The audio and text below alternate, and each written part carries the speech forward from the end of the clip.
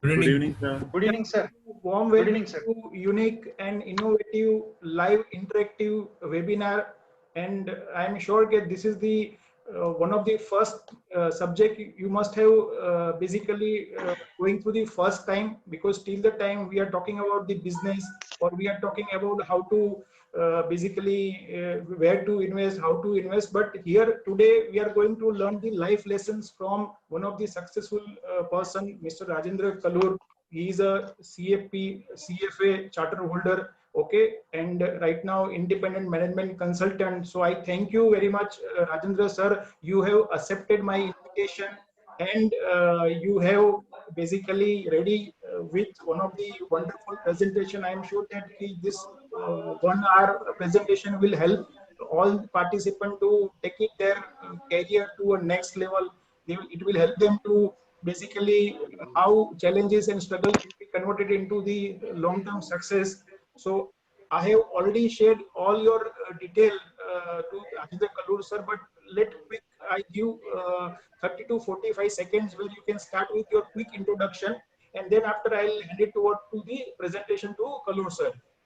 So I can say that you can start with the Sukhvinder, you can start with your introduction, then one by one can go ahead. Good evening, sir. I'm Sukhwinder from Ludhiana. Presently, I'm working with DSP Mutual Fund, and before that, I was worked with Kotak AMC. I worked there almost 8 years, and here I'm taking care of banking channel and advisors channel also. Okay, and quickly Yeah. you can share one or two quick expectations from this webinar. You have, so I must also thank you also, because you 10 participant, when I floated the new idea to sir, sir has accepted, and same way you have also registered, and that's how we are able to convert this idea into the live webinar for the benefit of all. So what are your one or two quick expectation from this webinar? So actually, every person want to be successful in this in his life, and every person's circumstances are different. So, in my present circumstances, uh, in which shoes I am right now, I want to be a successful like you. You have done CFP, CFA, so many sacrifices, so many patience, and a right path you have covered in this way. So how I can achieve this goal? My first question and second question, how I can become a multi-bagger in my career. Okay, So good. these are my expectations. Okay, yes, Sridhar ji, you can have a quick introduction and followed by your expectations. Yeah, good evening, sir. Thank you for the opportunity. Good evening, Mr. Raj and other participants. My name is Sridhar Satiraju. I'm a seasoned private banking professional from South India, based in Hyderabad. I had worked with brands like Barclays and ING and ICICI, HDFC and BNP Paribas. Currently with BNP Paribas, with the management deciding to shut down wealth management in India, I will be probably out of job in the next 2 months. So while I'm still getting headhunted by all the leading wealth outfits in South, I am in a dilemma whether to take entrepreneurship as a next career. I am in my late 40s. So one of my expectations from this is, because I've heard you earlier in a CFA chapter speech also, Mr. Rajendra, and Mr. KU has been, I think on WhatsApp feed, he has been continuously motivating people like us with various videos and lectures, intimations. I wanted to have some clarity or definitive guidance whether entrepreneurship is the right one for me, or should I continue to be a well sought after, highly paid professional, but working to build other people's brands. So that's my key expectations, and I would love to hear about your. I've heard about you, and you're quite an inspiring speaker. Okay, Thank you. sure. Thanks, Sridhar. I'll try my best. Thank you. Prasanna ji. Sir, good evening, sir. Kev, sir, good evening. Rajendra, sir, good evening, sir. Prasanna Kumar. Very Myself, good. Prasanna Kumar from Chennai, sir. I'm working for IDBI Bank. It's almost 12 and a half years I'm in the bank, sir. I'm looking after clearing operations, sir, in centralized clearing operations in South Grid in Chennai. Sir, my expectations from this webinar is like how to start an office, like an independent IFA, like what are the costs involved, and from what amount we can like make the office viable, like make it a profitable or economical one. Suppose if I, what is the amount I should be getting as a commission monthly, so that I can start or hire employees and have a office equipments, everything, furniture, everything. So this is what I wanted. And also I want to know more light on this, how to build a strong income stream. This is and how to acquire, and which are the areas we have to concentrate more, and your life experiences of Rajendra sir, all these things. Thank you, sir. Thanks, Prasanna. I'll try my best. Okay. Abhay, you can share your introduction, quick introduction, followed by expectations. Hello, sir. I'm Abhay Roham. I'm from Shirdi. I've started my CFP journey in 2019, and I'll be giving my last exam in September, 7th of September. So my questions are, now that being a young professional, now I'll be entering in the in advisory. So how should I approach? What approach should I have in business in starting out, so I can not repeat the mistakes you have made earlier in your career, and how can I make it profitable as soon as possible, and also start working on my own financial plan. And other question I want to ask is, whatever has happened till now, so that's the past, but in future, how should we approach in our business, and how should we innovate in financial and management and wealth management industry? Okay, Yeah, good. thank you. Anu.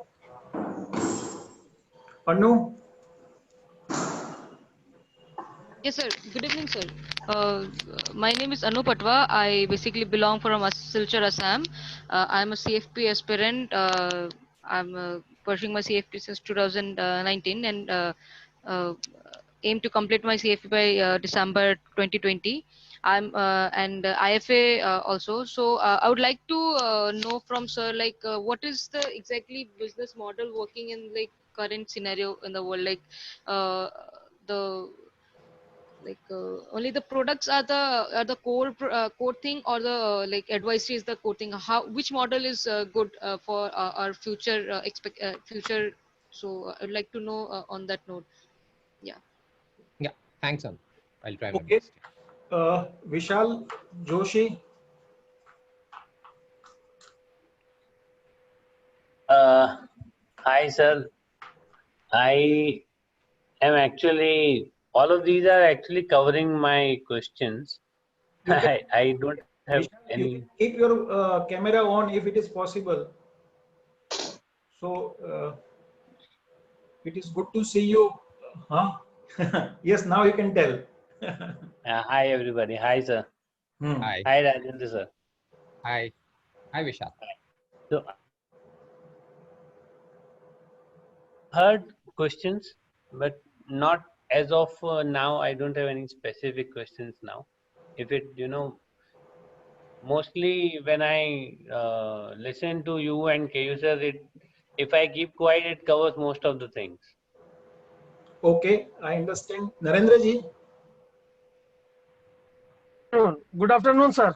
Yeah, good afternoon. Yeah, very good. So Good. you are sir अभी फिलहाल तो मैं अभी course कर ही रहा हूँ. अभी मैं ऑन द वे हूँ, तो मैं वेबिनार चालू कर दिया हूँ. ठीक है. मुझे we'll connect with you later. Okay. Now who is Prashant ji? मैं एक रिमोट एरिया से सांगली डिस्ट्रिक्ट में एक जत करके एक रिमोट एरिया से काम करता हूँ as a mutual fund distributor. मैं भी बड़ा बना चाहता हूँ. Good, very good. Vijay ji.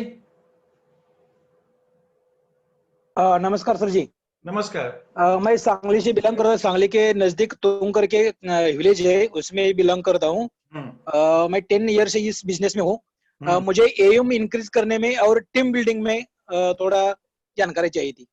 Sure, sure. So I thank you all of participant, 10 participant, diverse background, starting from a young independent professional Abhay Anu to a senior professional like Sridhar ji or Vishal Joshi, Prasanna Kumar, and independent advisor Vijay ji, Prashant ji. I forgot Vijay, Afzal ji. So Afzal ji, you can give your quick introduction. Your voice is not audible. Afzal जी, आपका voice audible नहीं है. Hello, sir. Can you hear me? Yeah, I can. Okay. Hi. Yeah. Good evening, sir. I am myself Afzal Wajewala, and I am in this business since 11 years now. So you can say means life insurance, mutual fund, and all, and basically managing almost 200 families. My expectation from this today's meeting is that how to increase and how to increase the clients for new clients, and the most important is how to manage the existing one, because mostly I see since last 8 to 9 years I'm in this business, especially in mutual fund. So LIC is not the issue right now. Right now the issue is with that suppose client complete 5 years, 6 years now, after planning their goals and all, setting the goals with the SIPs and all, but still whenever they need, they withdraw. So this is the loss to the advisors. So I just want to focus how to increase my business and to maintain the existing investments of the clients. Thank you very much, sir. Thank you. Okay, so I thank you once again for your participation, and I'm sure that this would be a very good learning experience for all of us. So I hand it over to Kalur sir to take it forward our learning. Yeah, thanks, Keur. And I will not waste much time in introducing, because all of you kind of, Keur has been kind enough to share with you my profile. And anyway, as we go through today's presentation, much of it, I think you will be knowing more about me than I know more about myself, perhaps. And possibly, there is, hopefully this particular learning would be useful to all of you. But I need to thank Keur for giving this idea and asking me to speak on my life, because I don't know. I mean, it was a little awkward to really talk about yourself when when in front of the client you always talk about something else, or plus you also have to make the client feel important at times. So you kind of the key art of sales is basically to avoid talking about yourself too much, because then you give away your weaknesses and your biases to the client and expose your weaknesses too much. But having said that, I think Keur and I have go a long way. I think almost a decade now, and we keep in touch at different times, and he of course was kind enough to invite me at various stages of his business practice, etc., and we keep interacting in meetings. So we have the same, I would say, principles in terms of running an advisory practice, and we share a fair amount of same life principles, if I can say. And thanks to all of you. Some of you have shared the questions yesterday also, and today introductions. I'm also gratified that all of you are actually taking time off on this Independence Day and wanting to know more about myself. So I will try my best to see how much I can answer and possibly be useful to you. So here is something that I am trying to experiment. This is my first presentation on myself. So please excuse me if there could be some mistakes or shortcomings. But at the same time, please feel free to ask your questions so that I will be able to satisfy you as we go along. So the key thing to look at it, is there something as a theme that I can think of? I can describe myself. So I kind of looked at it as when you describe yourself, you need to look at somebody who would enjoy life long in terms of here, you need to equate it with passion for whatever activity or whatever pursuit one does. And then of course the hard work, and I would say I will ascribe it a fair degree to skill, luck, God, or whatever, providence, or whatever you call it. And that is how I think I would describe my life journey so far. And so let me then begin. I have very humble beginning, and like some of you, I belong to a very small town, I would say, and that too in the eastern part of the towns. So, from capital markets, it's kind of very far off. So it is nothing related to financial markets, that city, neither does it have a history of financial markets. But having said that, that city also, has taught me a lot in terms of how to, basically, I would say that fight above your weight. I mean, in a sense that you need to, when you go and look at yourself, you need to always look at yourself as a winner and not always perceive in a defensive manner that you belong to a very small town. So that itself, there is a winning attitude in that town. So perhaps part of it has rubbed off on me. And that is how, that even though I belong to a very small town, and I think my first glimpse of a large city was only after I was out of my teens and early 20s. So I have never seen a big city, including Calcutta or Chennai or Mumbai or so. And this came in only after my 20s, maybe, so that is my glimpse. And my first glimpse of a city like Calcutta, when I, climbed down the stairs of the train and looked at the crowds, it was one of awe and, fear and admiration. I think that's what I would describe. But let me just go through briefly on the contents that I have shaped for you in today's presentation.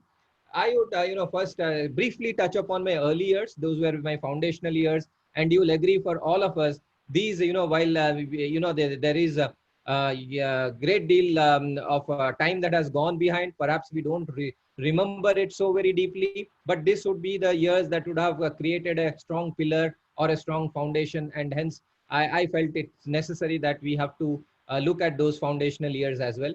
Then I broke up my career into these 6 phases. I know the 6 phases sounds too much, but having said that, it's useful to look at how, your career has spanned around different time periods and why it has been shaped like that. So there is a reason behind it. Also in terms of, how the luck has played its part, or also in terms of your own vision and your own goal towards achieving your career. I think this is an important part on why I have phased it into 6. I phased it as an early career, a fast growth one, the sabbatical, where I have taken a sabbatical. So some of you have said that you are in between jobs. For me, that is, I'm not a stranger to that. And they have lived in periods of, not doing jobs or not being employed for a fair length of time. And that was also with a purpose. And then post sabbatical. So what career I entered post my sabbatical, then the entrepreneurship and my journey towards financial freedom. So this is how my career has shaped up. Then what are the key values and principles I picked up along the way and I practiced, and the learnings? Some of it are mistakes. Some of it, I think, possibly my mistakes. So you would not repeat it. So hopefully that you will find those as invaluable lessons as we go across. So let me then take you across to my earlier part of my life. So the key thing about Cuttack is that, it's a small place, but it also happens to be at that point in time, it happened to be the biggest town in Odisha, which is a, small state in.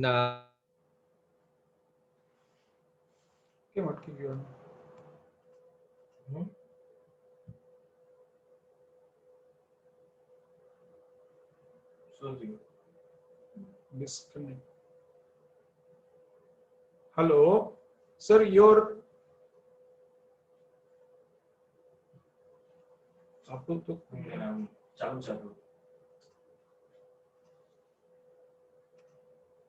left you at the a very interesting phase of my getting, in trouble with the trade union there on the very first day. And I mentioned to you about the senior level of the employees there. And it was a pretty big branch for that, 10 development officers, another 20 clerical staff. So about 20-25 people, being there, then sub staff. And so it's a complex branch to really manage. And so I had this trouble of actually shooting my mouth off on the very first day, not aligning the team. And when you are actually 22 and you are walking into the branch as their seniors, they would not look at you as a friend, at least at the first stage. And that was what created the hostility, and I was premature. So that was a great learning in terms of team. And I think one of you mentioned how to lead teams. I think this is a great lesson on what not to do on the first day, and never implement a change right from the first day, because anybody, including us, we have this natural tendency to resist change at the first instance. So we have to be convinced. It's a great cultural thing that we need to look at. Okay, so change is a very big cultural thing. It is not easy to do. So you can't do it just by walking into a branch and saying that I am, and wearing your label saying I am the assistant branch manager, please listen to me. So you have to carry the people along. And this was a great lesson. I think early stage, 22 years, and, coming there and you're looking at all the 40 plus, 30 plus kind of employees and, meeting my match there. I was not allowed to leave the office for a long time because they said, let's punish him for something, or let's make an example out of him. That's fine. It didn't, the message went right up to the regional manager. And, but then, I was chastened. I was also humbled. And, and I think this is a great lesson in that arrogance doesn't work. You have to take the team along, and you cannot put your designation in front of, people with a great degree of experience.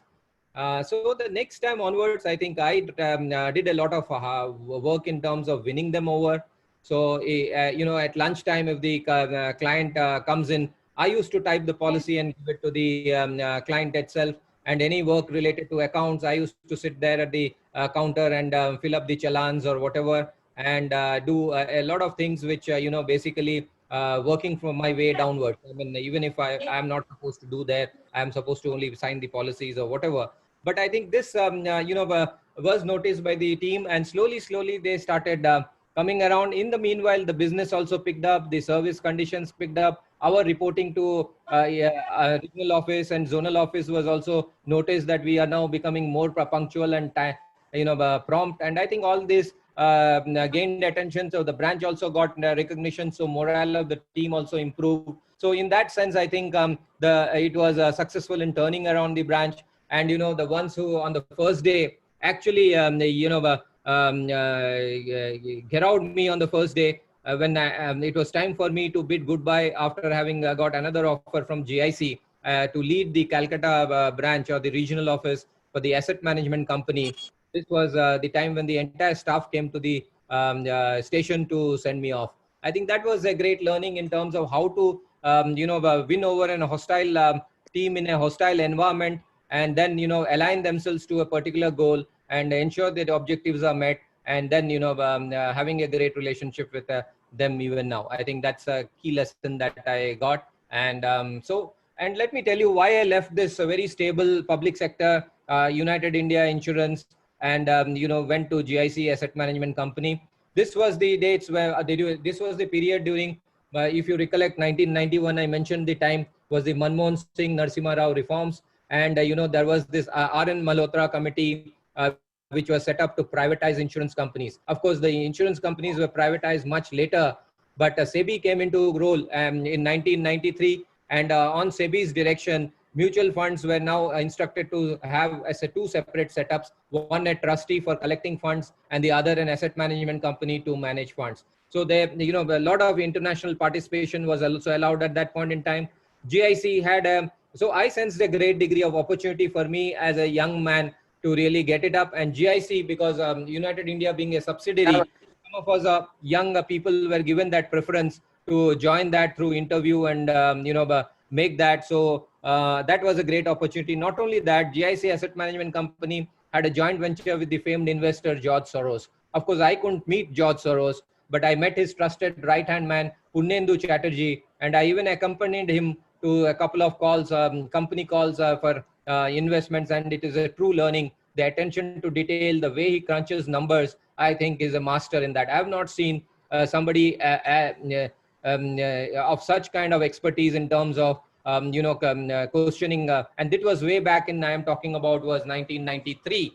And, it was happening then. So SEBI came into being in 1993, if you recollect.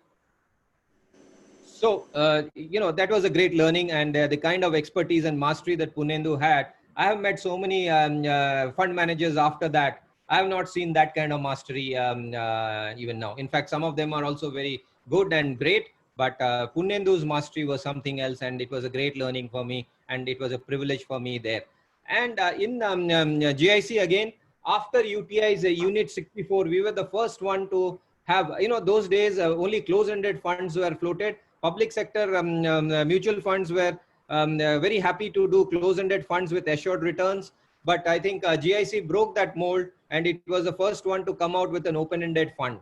So that was called GIC Fortune 94. Of course, it didn't do too much to the investors. In fact, during those early stages, many of the mutual funds didn't make too much money or returns for the investors, but this was a learning stage. But in terms of setting up the office and marketing and tying up and setting up a channel, I think in GIC, we became the leaders, market leaders there. We collected, I think, nationally about 330 crores. Within Calcutta and East alone, we collected little over 100 crores. So Calcutta at that point in time became the #1 market, and naturally, all eyes were on us, and we were treated differently. Salaries also increased, even for a public sector. There was this recognition for good performance. And I was also deputed to Mumbai. I handled marketing and communications, and was almost on regular meetings with the CEO, etc. So it was a great. Not only that, I was also given an opportunity. In fact, this was not really, I have not advertised or put it in profile so much, but the first open-ended operating manual for open-ended funds were, written by two people. One is still in the industry and heading operations in one of a reputed mutual funds. I can take his name, Kiran Deshpande, and the other one was we. We both jointly wrote the operating manual for open-ended funds along with Karvi. And I think that was because Unit 64 was not strictly an open-ended fund. It was more like an interval fund. It used to open and close at distinct intervals. And it was a huge thing about record date as well. There was a big gap. So the true open-ended funds was GIC Fortune. And now, of course, everybody knows about open-ended and what it is. But the first true operating, and that again, a great learning around that time. And I was also traveling at that point in time quite a bit between Hyderabad, Mumbai, and Calcutta, because Hyderabad was where the Karvi operations were there. So, and then, then I realized that being in the public sector would be a dampener in terms of furthering my career. If I have to learn more, I need to be in the private sector, because by then I realized that if for everything we need to go to the holding company for decisions, etc. And then not only that, Mr. Mitra left, and then the GIC started, deputing on secondment people from, within GIC itself. And that means these people would not be so very familiar with the asset management company operations, nor would they be too keen for a long-term career there. So in a sense, then, the public sector mutual funds would be weakening, and very rightly so. I think, as you know, that the, other than SBI, not many public sector mutual funds were very successful. So in that sense, I joined GSP Merrill Lynch actually in the asset management. But as things turned out, there was at that point in time a fair bit of negotiation still on between DSP and Merrill Lynch, and the asset management business was taking time. But then the distribution investment banking business was already there. Calcutta, they had no head there to head. So I was posted there. And it was again a great learning, I would say, because Calcutta had no retail presence, and DSP was not known for retail. It was Kotak and JM, which was more known for retail infrastructure. So, but then to win mandates, DSP has to sell their, any mandates that they were getting. Of course, they were one of the leading lead managers along with JM and Kotak at that point in time.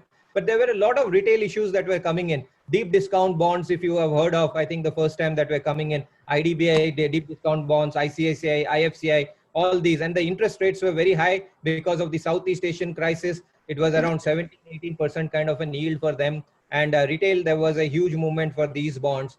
And to do that, many of them were actually asking, how strong is your retail? And DSP was not known for that. Thankfully, in Kolkata, we managed to tie up with the people and set up a pretty strong retail establishment, and established itself in top 3 there from a nil.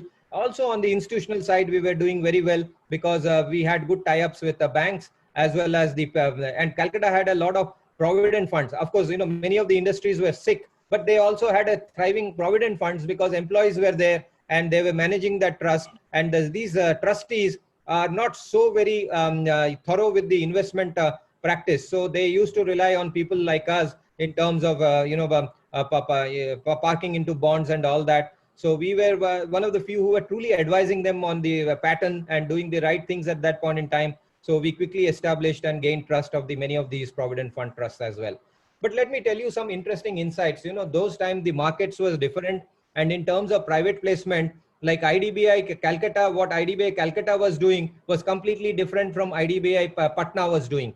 So there was this arbitrage opportunity in terms of yields as well as commission rates between offices like Patna, Bhubaneswar or Calcutta, which we used to exploit in the DSP, because if we find that the Patna is offering a higher rate, and because the fund mobilization was at zonal level, there was a fair amount of arbitrage based on the fund requirement. So if Patna required more funds and Calcutta was comfortable and they were offering lesser yields, so we used to go to Patna and tap those, tap IDBI Patna office for those bonds and ignoring Calcutta. So I think this was learning, but of course now that kind of an information arbitrage model is not there. But as I said, these are things which opportunities at different points in time erupt. And in those kind of times when technology was not there, and most of this public sector was actually over the phone call relationship. So there was an information asymmetry, we were able to capture.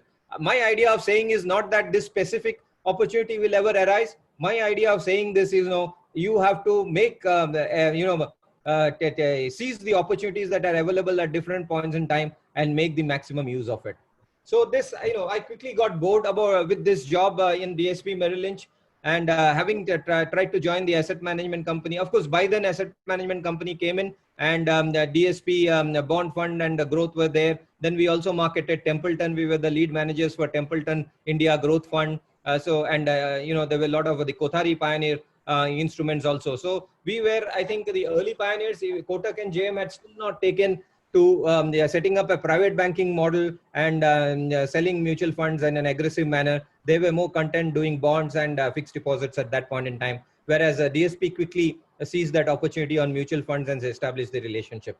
So at that point in time, Ajay Srinivasan from ITC Threadneedle joined Prudential ICICI to head, and it was a joint venture that was forming, and we were recruited as part of the senior management, about 5 or 6 of us. So it was a good jump, not just, in terms of the position, but also in salary wise, and then, setting up the infrastructure from start to scratch. So a challenging opportunity, and also, getting almost like a startup kind of a model with a lot of empowerment for people like us. And we enjoyed our stint in Prudential ICICI AMC thoroughly. And then, I developed something called an agency model, which was a captive agency model where we used to remunerate these agencies directly from the asset management companies, called agency manager, who then used to channelize and recruit moving into tier 2 and tier 3. That's how Prudential ICICI AMC started emulating and penetrating those markets, because ICICI Caps had still to come then. ICICI Caps was almost like a parallel operation along with Prudential ICICI AMC, and many of them were still learning the ropes on mutual funds. In fact, I remember Amitabh Chaturvedi just joined from Lloyd's Finance, and sitting with me to understand how to maximize the mutual fund sales for ICICI, but they were still learning the ropes too early, and we had to have our own setup to penetrate into that. Not only that, at Prudential ICICI, I was on the very early at that stage, I was not even in 30s. We could identify a leading distributor in South called Sivan Securities, and took a stake in Way to Wealth. You would remember VG Siddharth, model VG Siddharth, who sadly passed away last year. So this was his business model. It was a leading distributor in South, and we took a 20% stake, and I was co-opted onto the board to monitor and coordinate activities along with Way to Wealth.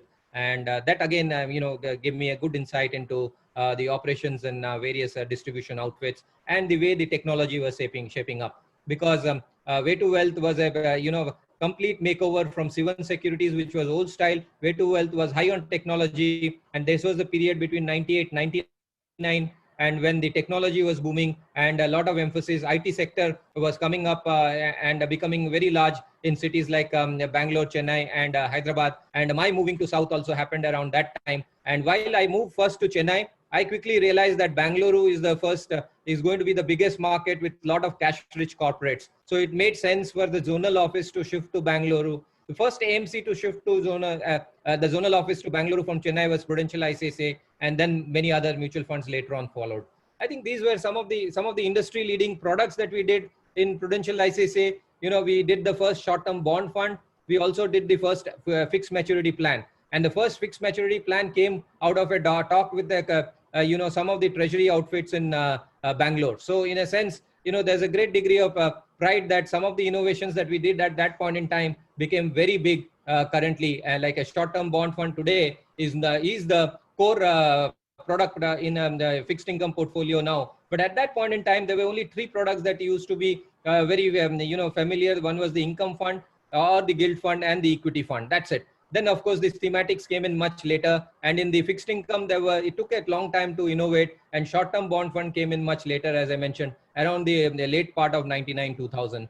That was when funds like HDFC and Prudential ICICI started growing big.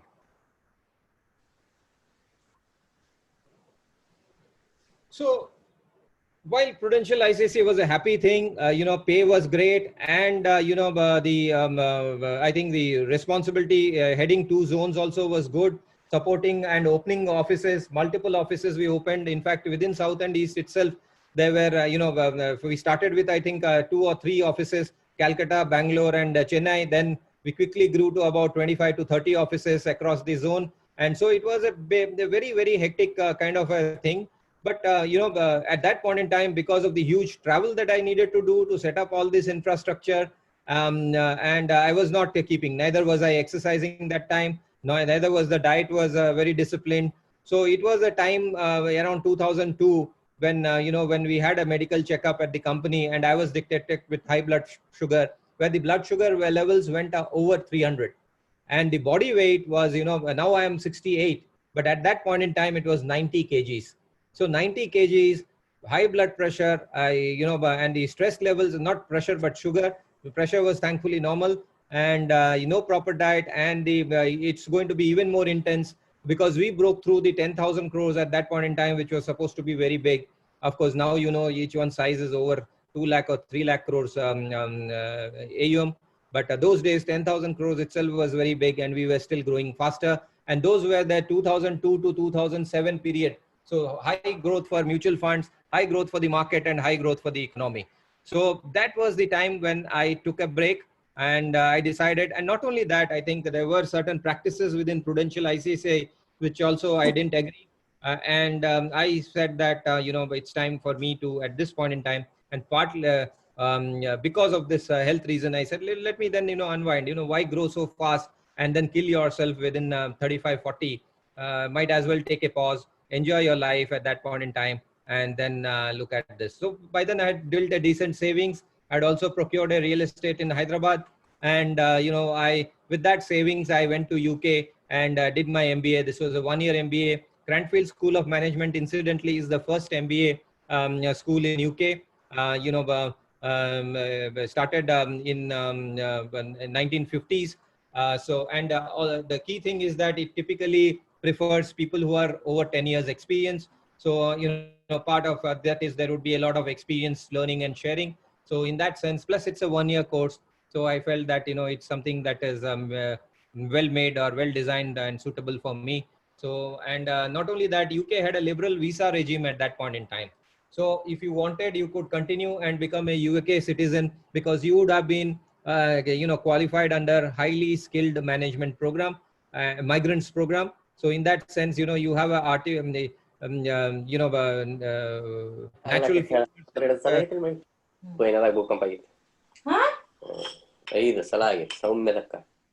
Yeah, please keep it on mute, please. Prashant, keep it on mute. Yeah, thanks. So this was a period when, again, as I mentioned to you, anything that important happens, there is something all the other that passes through it. So I had a serious leg injury. I was playing baseball, and like in cricket, we run straight. In baseball, you have to run through a diamond, and in between I twisted my leg. So I was hospitalized for over 2 weeks without anybody to support, and and that was a government-run hospital. And in UK, let me tell you, we here have luxury private medical facilities, but in UK, everybody is treated equal in that government facility. So, and the key thing is that if if they see that your problem is not critical, they will not operate you till they have, if they have more critical cases. As the case would be, you would not imagine, it won't happen in India, but there, twice I was wheeled into the operation theater and brought out because there was some more serious accident that happened and suddenly they have to do emergency. and they were always short of infrastructure. And it's a, because everything is taken care of for free, they always are short of infrastructure. So I was again wheeled back into the room, and I had to wait for 2 weeks for my operation to complete, and I was on crutches throughout most part of my MBA for almost 6 months of that 1 year MBA. And at that point in time, my wife joined me around maybe 2 months later, and was a great support, because she left her job in Hyderabad and joined me. Otherwise, she was planning to stay back in Hyderabad and continue working. So post MBA, as I mentioned, I had a choice to stay back in UK, but my friends in India, friends, some of you would be familiar, Mahadevan and Pramod spoke to me, and they said that they are setting up something called Wealth Advisors, and they wanted me to join. So that happened in UK itself, and we were kind of exchanging mails and strategy, etc. And then I said that once I'm back in India, I will join them. So they started operations sometime in August 2004, and I joined in October 2004 and set up the Bangalore operations for them. So, but this didn't last long, because, one more lesson that I wanted to tell you is that, in your professional career, you have to decide, and keep the friendship and the professional side fairly, separate and distinct. Even if you join a friend, I think the professional side should be thrashed out very clearly. And I think this is something that is a mistake on my part. So I should have been more careful in deciding on the professional part and not just leave it to the friends to take care. And while there is no bitter feelings on that, but because of that, I decided after 1 year that I need to move on. But then, as you know, Wealth Advisors itself became a very good firm, and it got sold. And both Pramod and Mahadevan made a fair amount of money by selling it to India Infoline just 2 years back. So post MBA, had a choice to stay back. And that was also a time where I was planning to start a family, and parents were aging. So I said, let me come back to India. Wealth Advisors provided the platform, but since I didn't stay very long, so I joined ABN largely because in East, again, I went back to East because Wealth Advisors had their business in South and West. So I could not have joined in a competing firm in these territories. So I respected the client, competition, non-compete agreement. And I went to East to join. And very quickly after 1 year, I became head of investments for West, and within a year of as a head for India. And let me tell you again, as a crisis, the day I assumed the role of head of investments and client portfolio management was the day you'd remember, October 8, 2008, when there was that massive 30-40% correction on single day of the stock market. So that was the time where, the official announcement that I am taking over also happened. So you could see the kind of confusion amongst the team, as well as, the kind of fear that was there across the clients as well as the team, because nobody had seen that kind of huge correction. So those of you who would have gone through 2008, some of you might have been young, would have remembered that kind. I mean, something that you experienced possibly in March this year. But that was even more fearful because, in March, we at least knew that if the government does something, that this market recovers very fast. And that's what happened. But at that point in time, we didn't know that even if the government did anything, will the market recover? That was the fear factor. And people were leaving everything and going into treasuries. So that was the period. But, despite that, even though ABN AMRO at that point in time was notorious for churning client assets, it was known as the Wild West, was pulled up by SEBI, etc. But my stint was very learning because, when you have this so much of an extreme practice, which is against your own ethos, and you are able to, and you have that freedom, and you are given the freedom to, by the management to, carry out the changes that you want to do it. And not only that, people recognize that changes. I think that is a great achievement in that sense. It is never easy because, the management has to trust you. Why is this guy coming and doing all these changes? We have earned a lot of fees. Those were the days of earning 4% fees, but just by churning. So if any portfolio was at 10% return, please be aware if in ABN AMRO, RM used to visit you, because that was a great appeal for people to actually churn that portfolio and get it into something else which was paying 4%. But having said that, putting a stop to that, looking at the suitability and appropriateness, learning to approach the clients through the goal mechanism, we increased the AUM fair bit. Our overall yields might have gone, but our overall revenue thresholds also improved. So in a sense, the yield to client might have gone down, obviously, because if you sell right, your yield will go down. But having said that, the AUMs improved, the client's wallet share also increased. And, there were a lot of products also that were at that point in time. But, we put a proper suitability and appropriateness matrix. So great learning in terms of setting up a business, in terms of an advisory practice. And a lot of the, inputs that I did in TrustPlutus was basically learning from the mistakes of the model that ABN AMRO followed as a bank for selling products. And hence, I think, that is one thing, is that when you learn from mistakes of the previous banks, you don't make those mistakes again. So that is one thing I think that helped me gain confidence as an entrepreneur. And this was my last stint as a post-sabbatical before I went in as an entrepreneur and TrustPlutus. So again, there was this thing that should I join and become an entrepreneur? Like I think what Sridhar was mentioning, that he had choices, he has choices, or should I do it? But it all depends on what you want to do with your clients. For example, in my case, the client, a client himself referred me to Utpal Sheth and said that he's also interested in setting up wealth management practice. Why don't you go and talk to him? So, and then I had this, and then, with the RBS, ABN AMRO became RBS, if you are aware, and they didn't want to continue their operations in India. So for me, exiting was a natural process. Either I have to go to some other bank, or, I can't belong to RBS anymore. So in that sense, it was an opportunity. And then, this opportunity came in, I think it took a long time. Let me not say that it was easy, because, Utpal Sheth belongs to this Rare Enterprises of Rakesh Jhunjhunwala. He's the senior partner and CEO. He also runs a very large debt capital markets business. So in a sense, I thought with his expertise in equity and the family business into debt, we had two big platforms that was well, and we just have to, set up the process, and we have the expertise of fixed income and equity with us.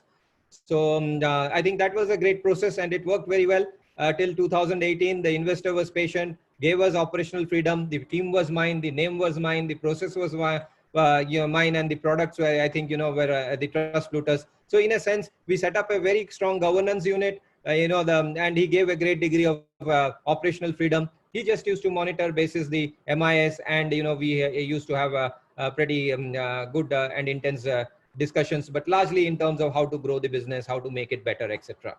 But then, trust itself became very big. And as you know, Rare Enterprises also became very big. So the ambition of the investor and the fact that the potential of the India was very huge turned into saying that, and then, wealth management companies were starting to get valued and getting listed in the stock market. So obviously there was this thing about, can I make it into a big ticket, maybe 1,000 crore kind of a valuation or something like that.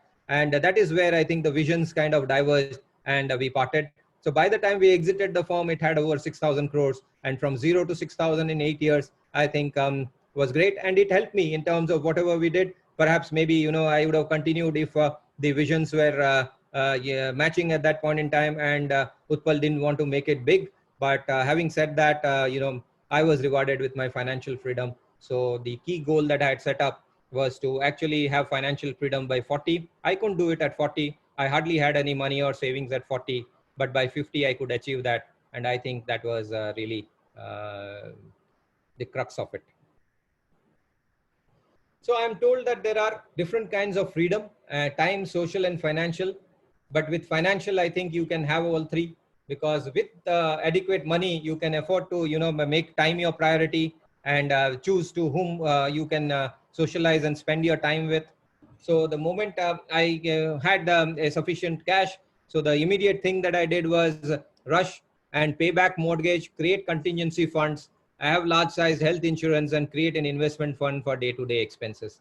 And I think this is a key learning. In the early stages, I had no mentor, I had no coach, nobody to teach me. And these were the wisdoms that came in only out of my own mistakes and the learnings from my own mistakes. So, and of course, what I do now, I do exercise, I do long distance running. I have run 3 international marathons. I have run, I've done long distance running. I've done cycling from Mumbai to Goa. I did, a financial literacy program by cycling to about 68 towns, covering about 1,300 kilometers across states of Maharashtra, Gujarat, and Madhya Pradesh. So, and I'm on the board of some companies as well as the CFA charter that I have heard. I'm on the board of CFA Society India. So keeps me very active, and I have a role in terms of public speaking as well as consulting. So it's not that, by being free in those terms and not doing a 9-to-5 job, that I am, basically not doing anything. Perhaps I am doing more fulfilling work now and more rich work than I used to. And of course, now I can pick and choose. Earlier, when you were doing or renting out your time, I would call it renting out your time, is, you had no choice. Once you decided to rent out your time to your employer, it's the employer who decides. But once you have a financial freedom, you have the freedom to decide on what you do. So that's my little thing. So let me just show you 2 pictures that will encompass. This was in UK in 2003 after I broke my leg. And this was how I was commuting from my residence or my hostel to the classroom. And as you could see, it's winter, snow was falling. And, this is not my car. This is somebody else's car parked full of snow. And I was making my way in that darkness. In UK, in winter, darkness falls even at 3 o'clock. So it may not have been nightfall, but it's still dark, as you could see, and there was snowfall. Even within that, you had to make do with the crutches and go to the classroom. There was no way out. And then this was last year, we made an attempt. And, this is what I would say, that never get disappointed by your failures, because you can always have that next time to turn it around. This was when we were at the base camp of Stoke Kangri. Stoke Kangri is one of the highest peaks in India, with over 20,000 feet, that is 6,153 meters. And we wanted to, scale that peak. When we came, we landed incidentally on 15th August 2019. That was today. And it was a bright, sunny weather. Nothing of this sort was there on that day. So, but within a day or two, there was a huge snowstorm. And our tents, as you could see in the back, was covered fully with snow. And this is how it was. And as you could see in the back, that is the route towards the peak. And the peak is not visible because of the snowstorm. But this was the route we would have taken to go there. But we could not do because it was completely covered with snow. And so after going to the base camp, we came back. But of course, there would always be another day, is what I feel. So never get cowed down by your failures. And here we are, despite whatever is that snowstorm in that desolate place, we were enjoying our life. So this is largely what I think are the key learnings that I have kind of put in for you. Always have an open mind. Like, for example, even immediately after graduation, you would look at maybe stability and, succor. But I said, okay, I will work, but I also work on my terms. Let me explore out and go to places which are new. So that is how I could explore Northeast. That is how I could explore many of the places that I have been. Whenever there was an assignment from the office, I would always say, yes, why not? Rather than say, why do I do it? So if it was the case, I would have always looked at security. And incidentally, I would have never maybe left United India in the first place. But that's not it. I think reading a lot gives you a lot of courage, not only in terms of learning, but also a lot of courage in terms of exploring, because it is through reading you have, people who share with you their own experiences, their own pains, their own successes and triumphs. I think one needs to read a lot if one is in this kind of a practice.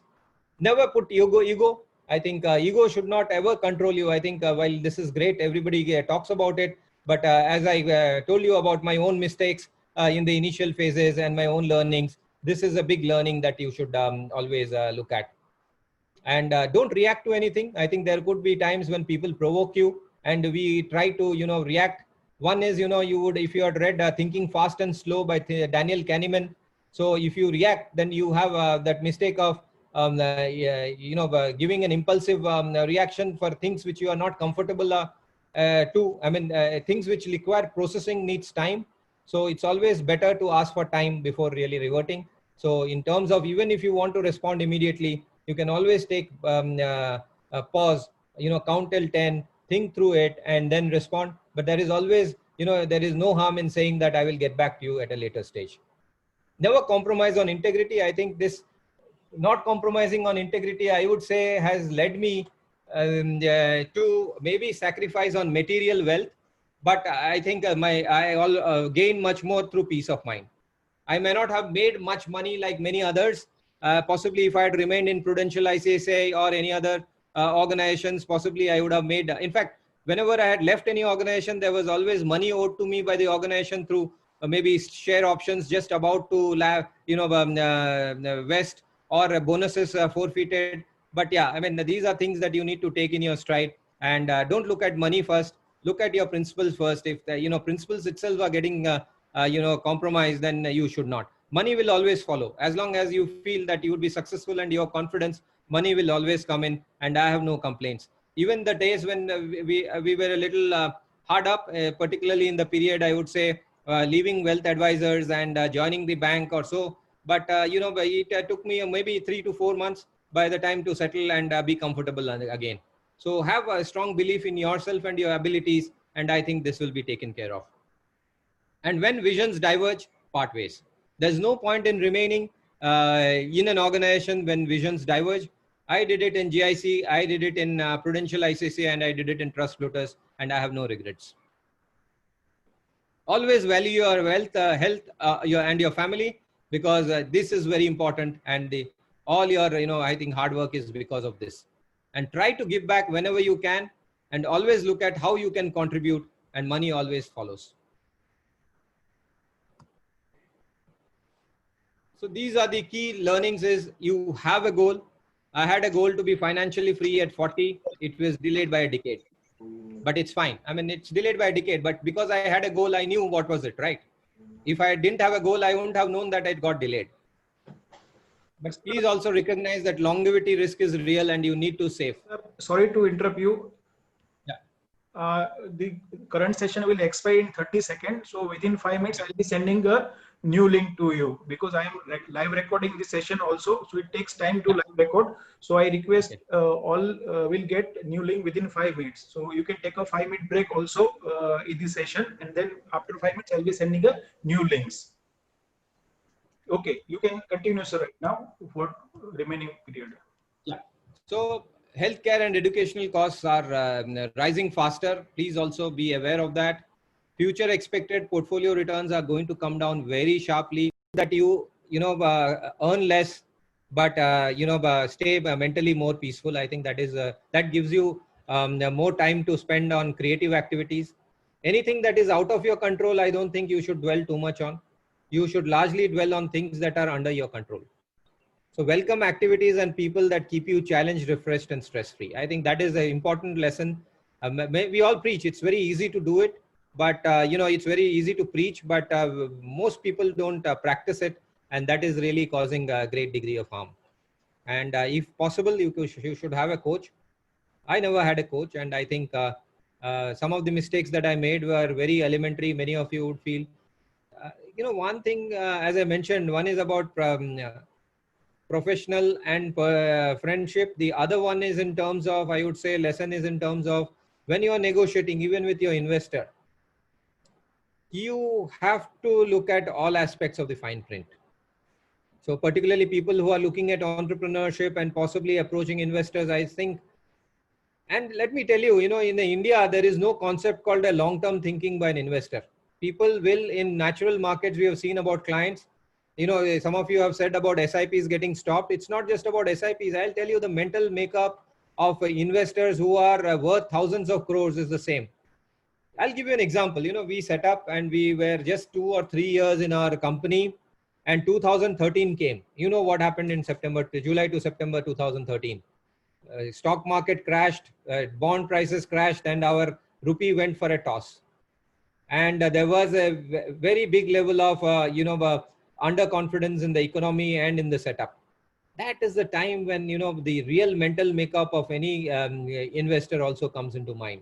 And, you have to have a very strong, I would say that mental makeup to really, manage these things, and also, ensure that things normalize and they don't deteriorate from there on. And ensure that the relationship continues fine. And when the markets typically, they recover very fast. It's a matter of 2 years or 2 months or 3 months. So, and then everything comes back to normal. In fact, some of these situations actually don't they may not be remembered also, because we tend to rationalize, where post-event rationalization is very easy for human beings. So in that sense, I think, mental makeup and, the ability to handle very serious stress situations from other people, I think is very important. Because you are largely handling other people's money. And if you are also taking investors' money, it also becomes other people's money.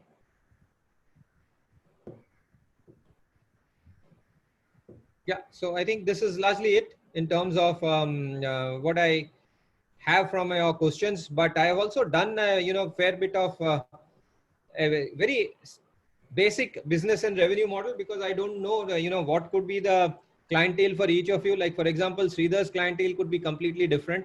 I largely structured it around an IFA model, IFA advisory practice, more to say. And I felt that, if you are confident of adding about 20 clients with an average AUM of 25 lakhs,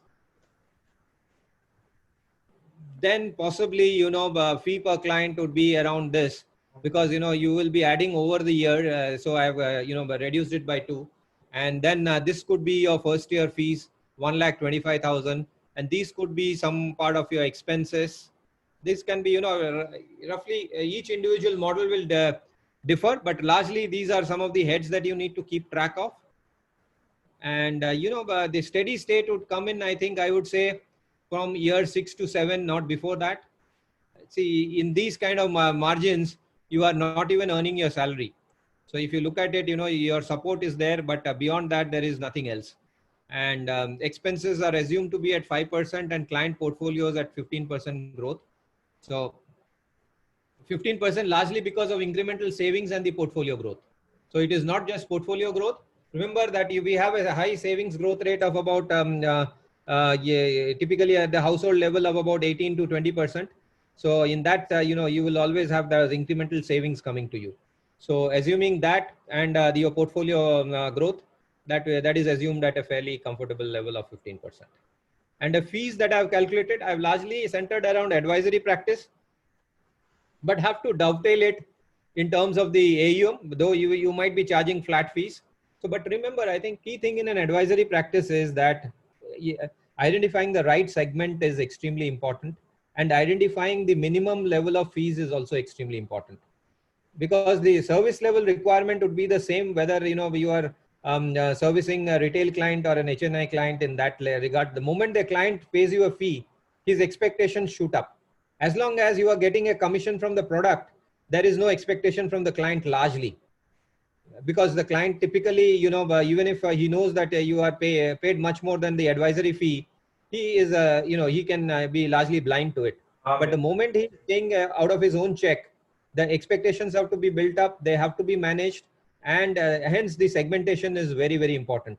At TrustPlutus, we initially started with a base level of net worth of about 2 to 5 crores. Then we realized that that is not going to match with the kind of proposition that we had. So we quickly scaled it up to 10 to 15 crores. So in that sense also, IFAs, if you are setting up an advisory practice, remember you have to have a certain threshold. Below that threshold, the time you will devote to an advisory practice and the time you will give to a client will be uneconomical.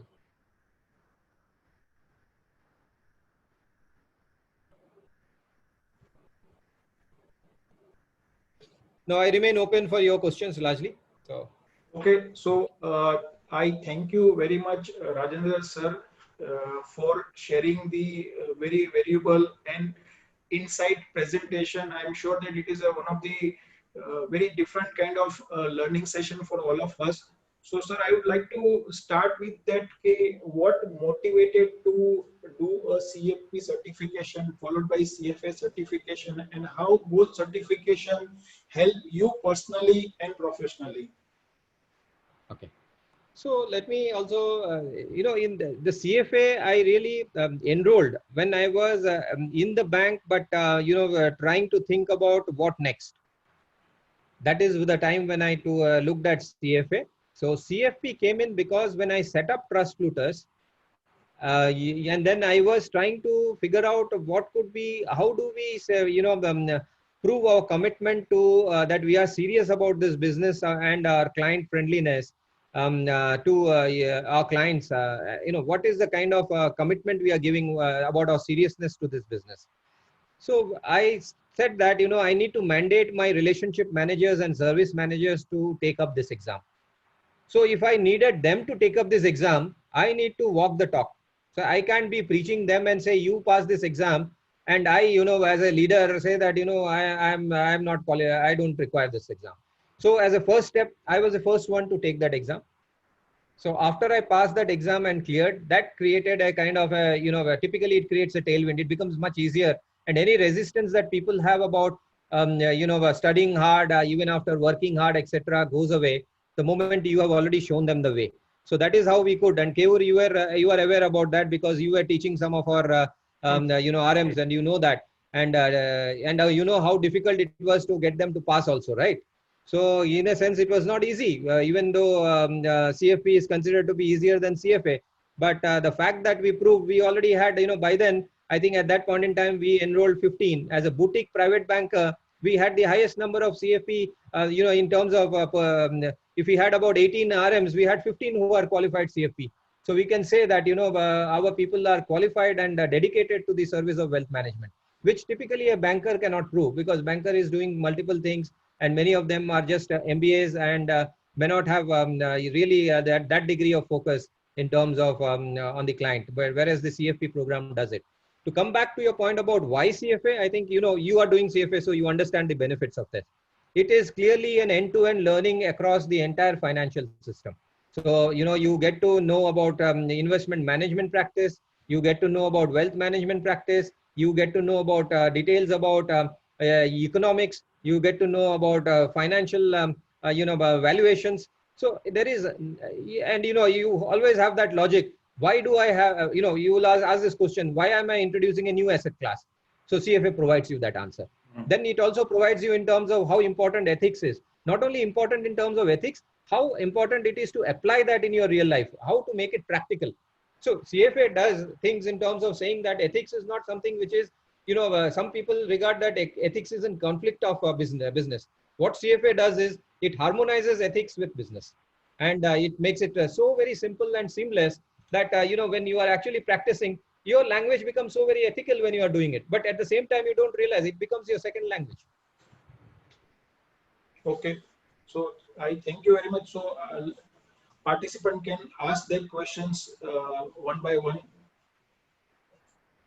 Yeah, some of you have WhatsApp, but it would be great that you can ask the same questions here so that I'll be able to explain, and others can also take part in that learning. Yes, Sridharji. Yeah, sir. First of all, thank you so much. I've heard about you, and your presentation is very lucid and stands out in simplicity and a lot of experiential wisdom. I think we have a lot of common friends because I've been hearing your name since I was in ICICI Bank, GPC. I think one of our common friends, Ravi Krishna. Yeah. He was always. I know, you know the sad story about Ravi, right? I know Ravi. Yeah. Unfortunate what happened with him, but he's been one. And I think Satyan Ochani, who is now with Trust Plutus, also knows you as well. So he joined after I left. I think he joined much later, but he was in Barclays, I believe. Yeah. We were colleagues in Barclays for 8 years. Yeah. I have a couple of questions. One is, what do you really define as financial freedom? That you know that now you don't need a monthly paycheck that should come to you, where you can call it quits and say, take the risk for 2 years to be on your own. And second question is, in your projections, I have seen that you have some heads of expense like licensing, marketing and all, but there is no head for software or platform. If so it costs anything. Yeah, licenses are basically for software largely. So you would, as an IFA, you will not buy out a software. Possibly as a private banker, you would buy out a software. But this, as I mentioned to you, this is a very simplistic model for an IFA who would want to buy a license rather than the outright software. So you would use it as a service, as a thing. So this needs to be tweaked. I mean, when you are looking at from a private banking angle, I would have, basically used most of my, learnings of my Trust Plutus and put it there. But I didn't know the extent of the diversity that I have here. So maybe I would have done two models and 3 models and given a simulation. But having said that, I am always welcome that you can call me up and chat, and we will discuss in terms of once you are clear in terms of your direction, so that we can discuss in at length what all goes into the model projections.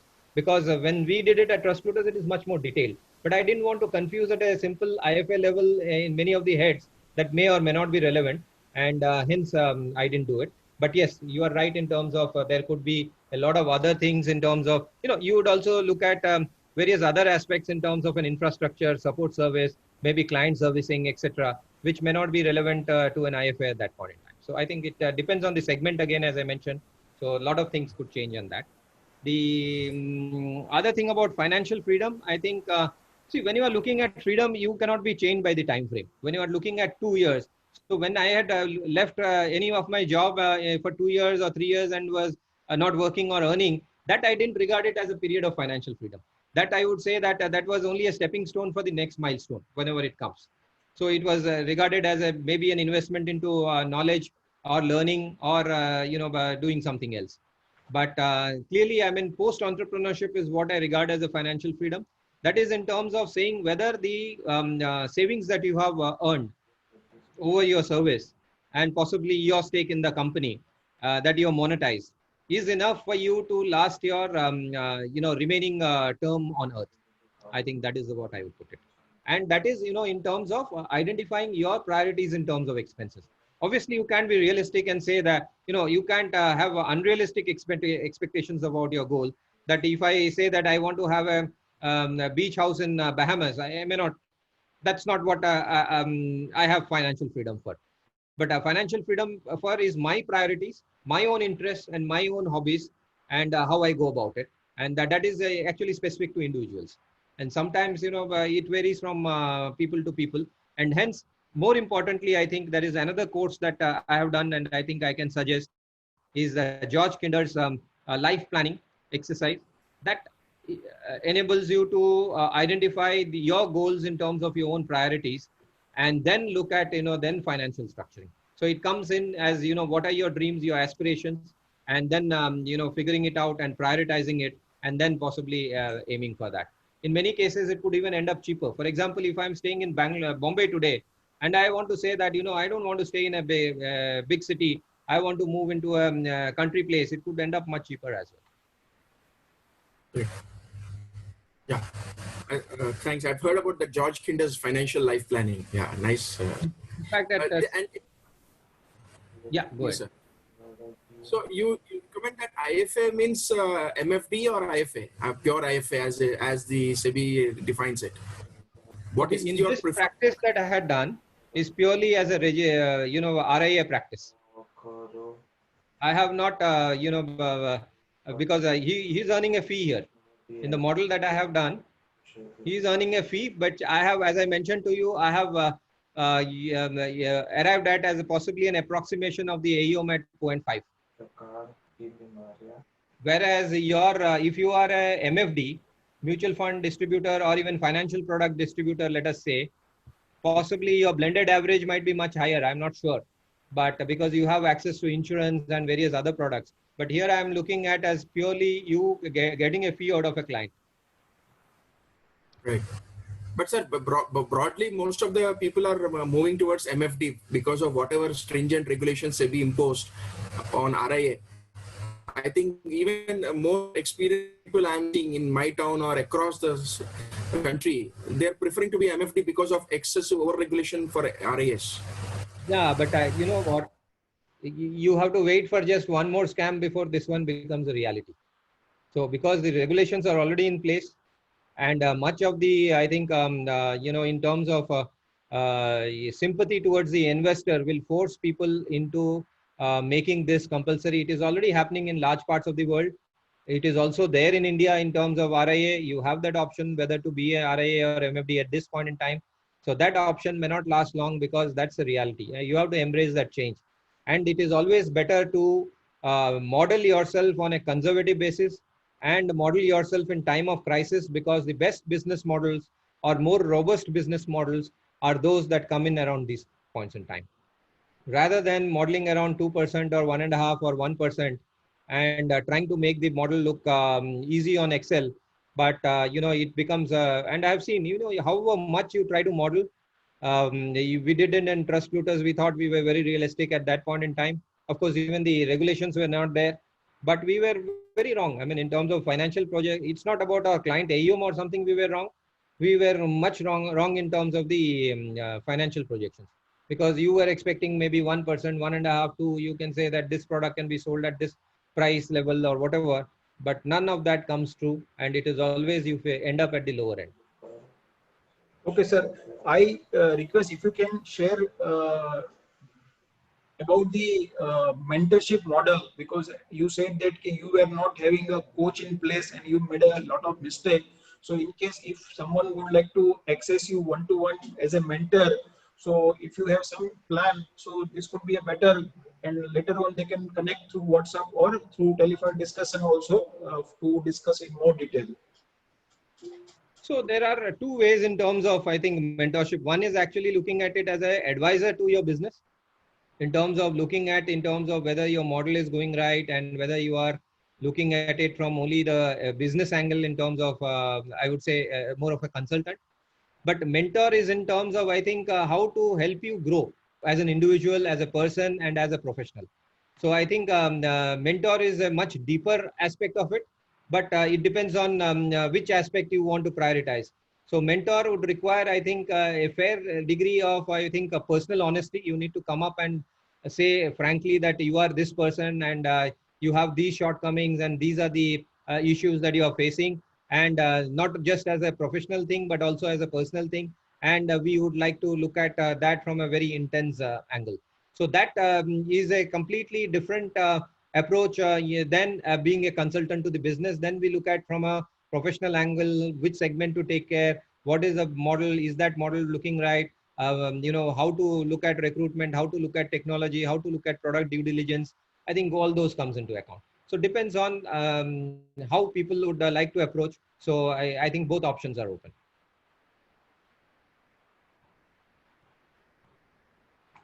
So end of our meeting, I'll be sharing a presentation shared by the Kalur sir, as well as I'll share the WhatsApp number also. So definitely I request you can have a small chit chat if you are looking for some kind of one-to-one relationship with Kalur sir.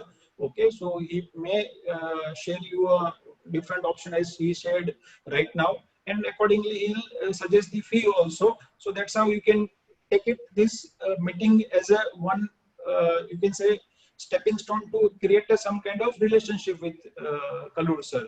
So any other queries right now, any participant would like to ask? So I request each participant to ask one query. So I finished, Sridharji finished, Prasannaji, anything you would like to ask right now?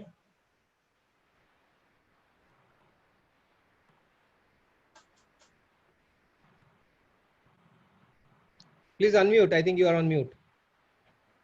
Hi. Yes. Sir, now you are able to hear, sir? Yes, yes. Yeah, yeah. Sir, initial information on setting up of an office, sir. Like recently I was going through some other webinar. He was telling the moment you get 50,000 income, then you hire a employee or you start an office. Until that, like what are the basic steps to be followed, sir, before starting up an office, or without office? See, our, much of our business, even in private banking, Sridhar will agree, much of our business is on the client side. Basically, the business happens at the client's end, not at our end. So I would not suggest to spend or invest too much of your working capital, which is going to be scarce. If it's going to be a, initial bootstrap model, I would say is you conserve cash. No point going in, now I think, even clients are getting comfortable with the idea of not having office post-COVID. So I think technology is accelerating changes in terms of client behavior also in a much different way. Earlier, they used to look at and say, aapka office kahan hai? And they would also say, unless it is in Nariman Point or BKC, it is not a good area. But now I think clients have also got used to it that, office doesn't matter. And much of that in private banking or even wealth advisory, the service happens at the client's end. So you need to take a careful call in terms of whether you really require in terms of a rental outgo, or whether you can use that to better shape a client servicing through client communications in terms of better reporting, etc., by investing more in technology, or maybe, you know, more in terms of training.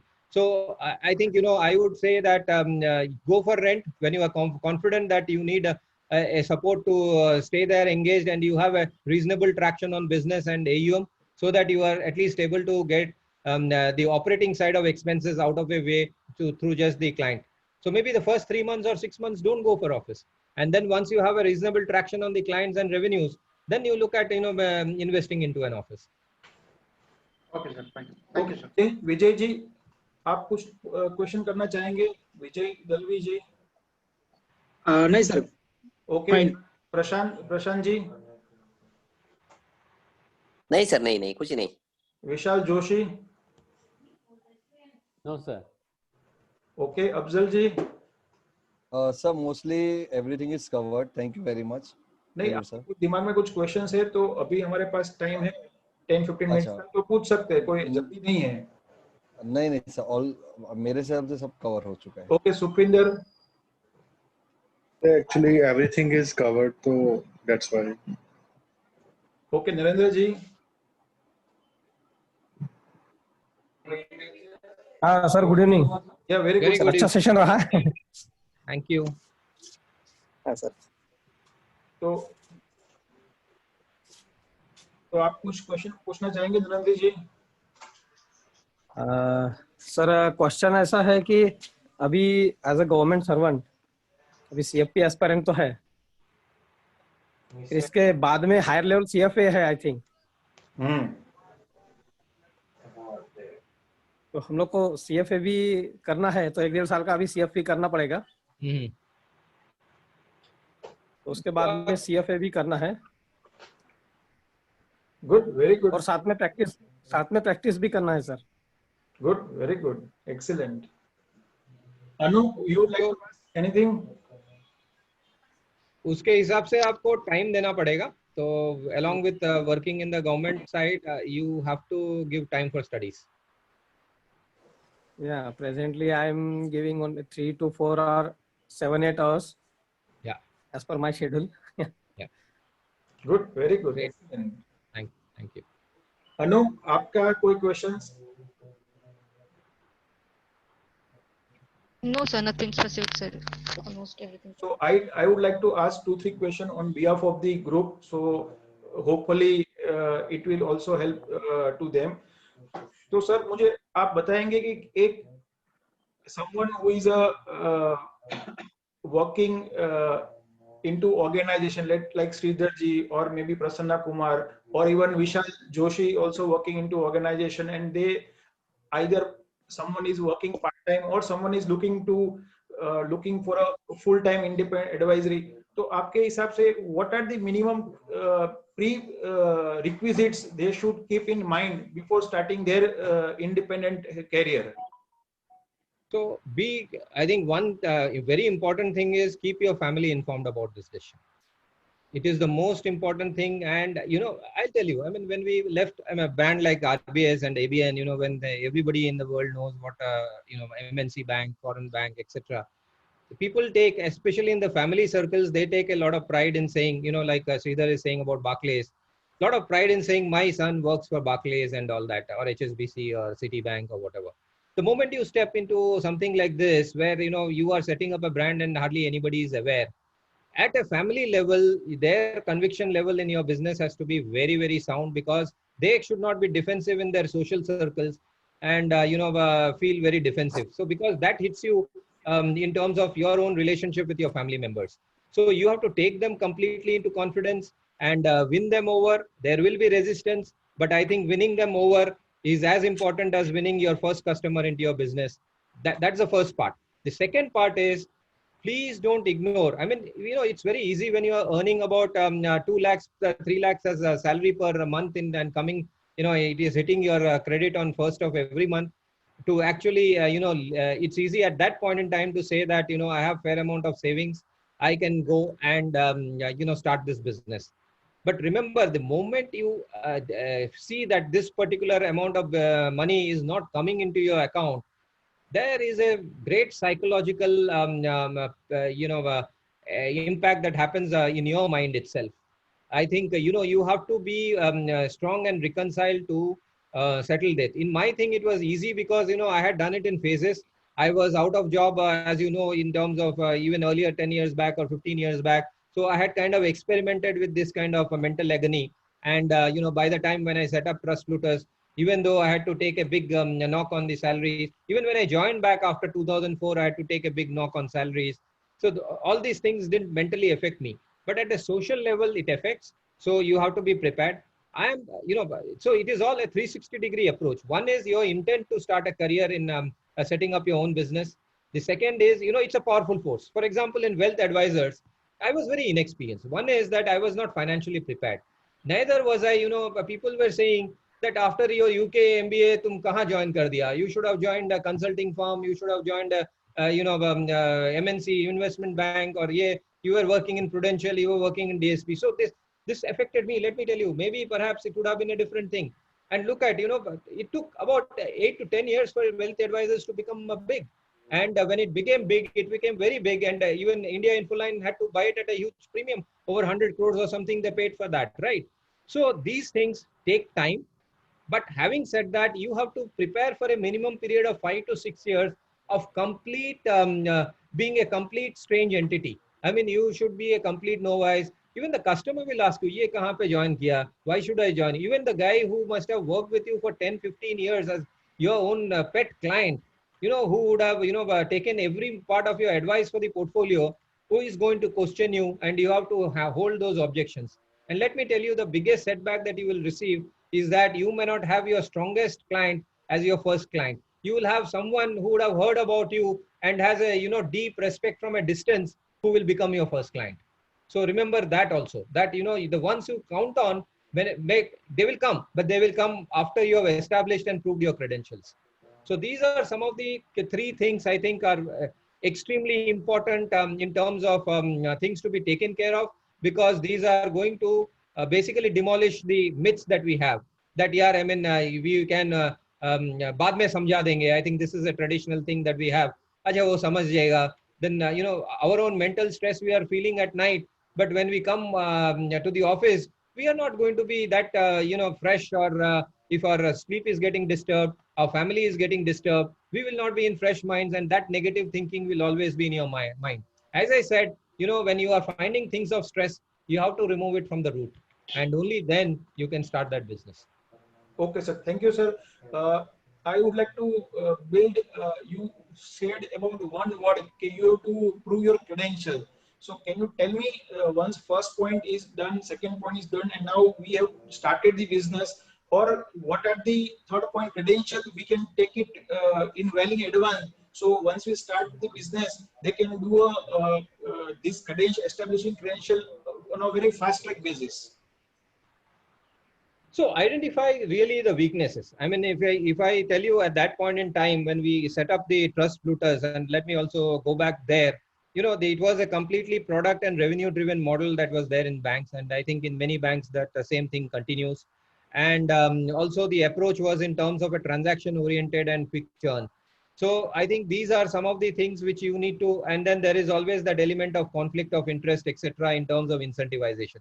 So you need to, I mean, if you are setting up a fairly large establishment like a boutique private banking firm, you need to look at how are you going to reward your team? What kind of team are you going to set up? So when we went and set up Trust Looters, we didn't go to RMs. Because I knew that they will be revenue minded. Even after you teach everything, that they will always have revenue at the back of mind. I had a team of investment advisors, so who are basically understands portfolio, asset allocation, risk budgeting, etc. So these are the guys who whom we promoted as regional heads and profit center heads. So we know the kind of approach that they will take in terms of the client. So be very sure. Then to remove any kind of product driven approach, remove any kind of product related targets or incentives that you are giving to your team. Then the third element is set up an independent team to which an advisory team can report to. So the advisory team should not report to the CEO for advisory functions. they should report to an independent governance body, like we had, of eminent people like Dhananjay Mungle, A.V. Rajwade, etc. So we had these people who were part of the advisory body, where the advisory team used to make presentation. And based on that, we used to develop a house view and asset allocation approach. And while the due diligence on products was purely on metrics and some part of our own expertise or experience, we also used to go to the advisory board to find out, because they would have greater insight through their, networking at regulatory or policy making body, that they can give us some kind of insights before we take the products back into clients. So set up a governance mechanism also, which is very, very strong, so that all these things will, overcome the existing business models that you have worked in, and also show a strong sense of commitment to the client on a fiduciary basis. Okay, sir. So I thank you very much on behalf of all participants.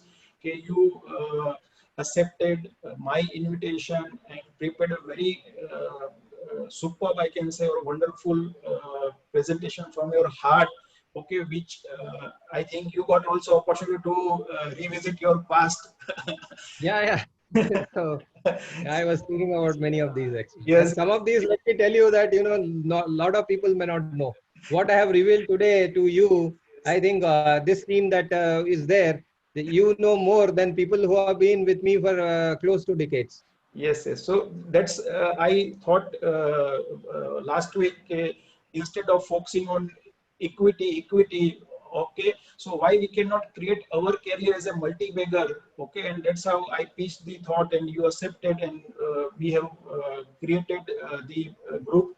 So I am very thankful to you, and I'm sure that we are going to upload these videos, okay, over a period of time, and when they will also go through it, so they will also get benefit of these life lessons of your, how they can also learn from you. And as I suggested earlier to each of you, you can, I'll share you a presentation, I'll share you a WhatsApp number, you can keep in touch with sir, and then you can work out if you are looking for any paid relationship with sir as a mentor. You can off the basically some kind of you can appoint him as a mentor to take it your career on a next level, because everyone needs coach and mentor, but in India we don't have a concepts, okay. So that's how I thought that this is the one new beginning which can help everyone, including me also, to take it forward me as a next level in my professional and personal career. So I thank you very much once again, and looking forward to mutually rewarding win-win long-term relationship with all of you. Thank you very much. Thank you all. Just one last word. While Keyur is very, generous in saying multi-bagger career for me, I am saying the mistakes I made, and if you don't repeat those, it will help you become a multi-bagger career much more than what I have. So, remember that. So that's the basic purpose. Thank you, Keyur. Thank you for Thank you very much. Thank you very much. Thank you all. Okay, thank you.